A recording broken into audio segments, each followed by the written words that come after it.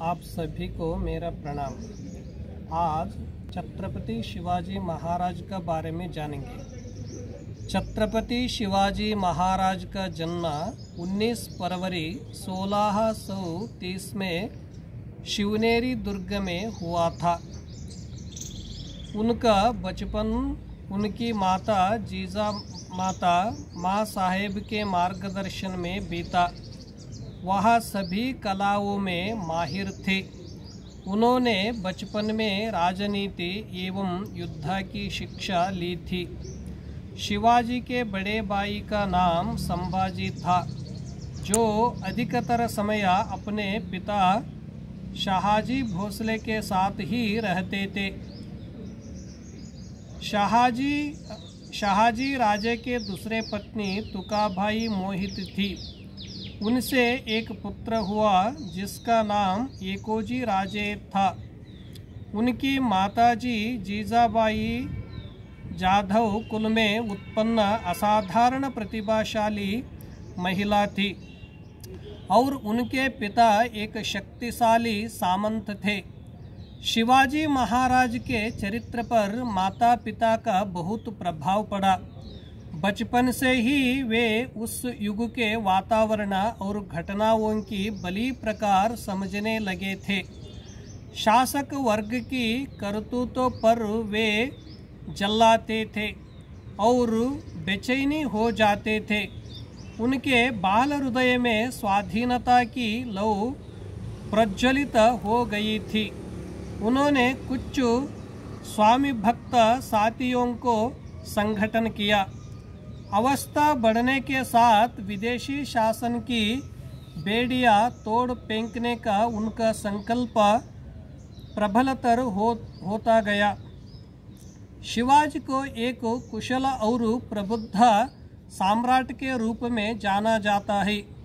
यद्यपि उनको अपने बचपन में पारंपरिक शिक्षा कुछ खास नहीं मिली थी, पर वे भारतीय इतिहास और राजनीति से सुपरिचित थे।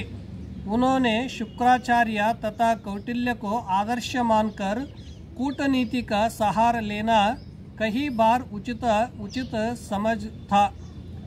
समझा था। अपने समकालीन मुगलों की तरह वह भी निरंकुश शासक थे, अर्थात शासन की समूची बगडोर राजा के हाथ में ही थी, पर उनके प्रशासकीय कार्यों में मदद के लिए 8 मंत्रियों की एक परिषद थी, जिन्हें अष्टप्रधान कहा जाता था। इसमें मंत्रियों के प्रधान को प्रवेश कहते थे, जो राजा के बाद सबसे प्रमुख हस्ती था। अमात्य वित्त और राजस्व के कार्यों को देखता था, तो मंत्री राजा की व्यक्तिगत दैनंदिन का ख्याल रखता था। सचिव दफ्तरी काम करते थे, जिसमें शाही मुहर लगाना और संधि पुत्रों को आलेख तैयार करना शामिल होते थे। सुमंत विदेशी मंत्री था। सेना के प्रधान को सेनापति कहते थे। दान और धार्मिक मामलों के प्रमुख को पंडितराव कहते थे। न्यायाधीश न्यायिक मामलों को प्रधान था। शिवाजी एक धर्मपरायण हिंदू शासक थे तथा वह धार्मिक सहिष्णु भी थे। उनके साम्राज्य में मुसलमानों को धार्मिक स्वतंत्रता थी। कई मस्जिदों के निर्माण के लिए शिवाजी ने अनुदान दिया। हिंदू पंडितों के तरह मुसलमान संतों और फकीरों को भी सम्मान प्राप्त था। उनकी सेना में मुसलमान सैनिक भी थे। शिवाजी हिंदू संस्कृति को बढ़ावा देते थे। पारंपरिक हिंदू मूल्यों तथा शिक्षा पर बल दिया जाता था।